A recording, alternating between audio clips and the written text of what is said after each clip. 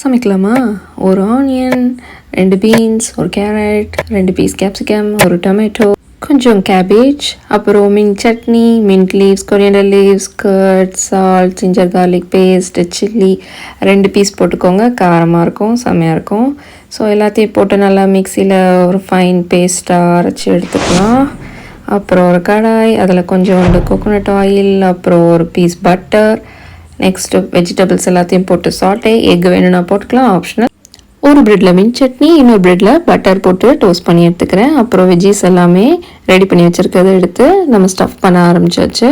அதுக்கப்புறம் மேலே கொஞ்சோண்டு சீஸை போட்டுட்டு நெக்ஸ்ட்டு நம்ம மின்ட் தடவி வச்சுருந்த ப்ரெட்டை வந்து க்ளோஸ் பண்ணிட்டேன். கொஞ்சமாக இது மேலே பட்டர் அப்ளை பண்ணி ஒரு தவாவில் கொஞ்சமாக ஹீட் பண்ணி இந்த பட்டர் சைடை அதில் போட்டுட்டு க்ளோஸ் பண்ணி 1 by 1 குக் பண்ணி எடுத்தோன்னா நமக்கு சாஸ் இல்லாத மயம் இல்லாத சாண்ட்விச் ரெடி. சாப்பிட்லாமா?